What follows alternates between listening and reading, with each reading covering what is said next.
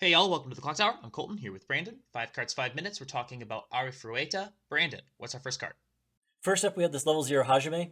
On play, it gets 1500 power, so it sits at 3k. It also has the ability of when it's placed on stage or when it goes to waiting room from stage, you can pay one, clock yourself from the top of deck to salvage a character from your waiting room. So a potential double Ricky to be able to get the cards you want into play either on that next turn or right away, right? Yeah, there are times and places when you're gonna, say you're at level 3 and you're trying to get a couple copies of your finisher down. You throw this down, go get your thing, overplay it, go get your other thing. Definitely something that we've seen with the Hololive double drop searcher. So I don't usually like salvage Rickies because you don't have targets in waiting room for them very often. And Rickies are functionally unplayable on turn 1. This card kind of answers both of those problems because being a on death Ricky as well as an on play Ricky, if you put it down, it gets 3k, so it's actually useful as a beater on your turn. And then when it dies, going into your next turn, you can then use it to go get something. Next, the UA level 1. This is on a 2 soul, and this card is absolutely ridiculous. When its damage is canceled, bounce it to hand. So you're swinging in with 3 soul. When that cancels, this returns to your hand.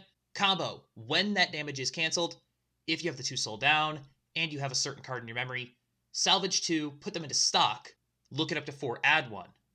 And then, because the damage canceled, you bounce this to your hand.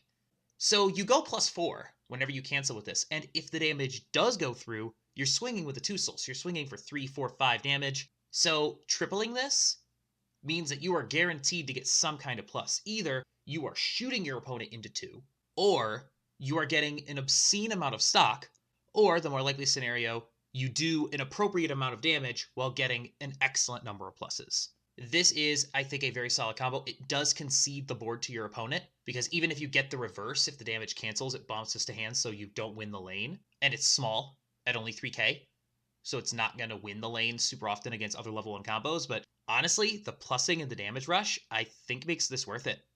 Next up, we have the level 1 Shia combo. On play, gets 1500 power, so it sits at 7 on attack with Climax in play. It's on bar. It is a cigarettes combo, so mill top 2 cards of your deck. Salvage a character equal to the level of the 2 cards you milled combined. However, it has an additional effect that if you select a level 3 character from Waiting Room, this card gets an additional 3k power, pushing it up to 10. It has that potential to board break, but at the same time also a really consistent plus off of the combo itself. This is kind of like that generic level 1 combo with just an added potential bonus. Yeah, combo's fine. I don't know why you'd play this over the 2 soul combo. The 10k power is almost enough to matter, but it's just a little bit short unless it gets other support, because most level 1 combos you're going to get over with 7, and most level 2 combos you're not going to clear with 10. So not a whole lot of boards that this is actually going to break unless you're playing into like MTI level 1 standby board. Next, the UA level 3 combo on choice. 3500 and hexproof if you have 2 or more other characters. On play heal. On attack, pay 1, pitch 1. If you do until the end of your opponent's next turn, cancel burn 2 for this and the card across from it. The hexproof on this matters a lot.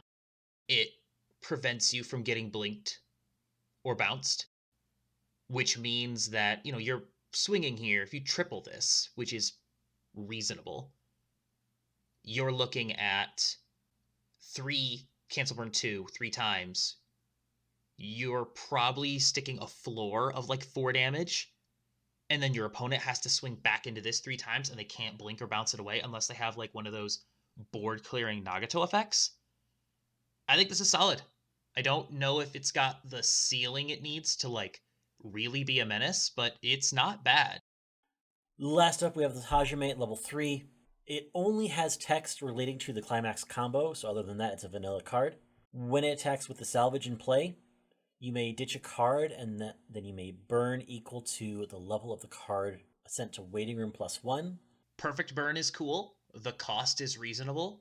The ceiling is too low. Ultimately, that's what this comes down to. So that's it. Thank you so much for joining us. We'll be back on Tuesday with more videos of some variety. Until next time, thank you so much for watching. Please like, share, comment, and subscribe, and have a good one. We'll see you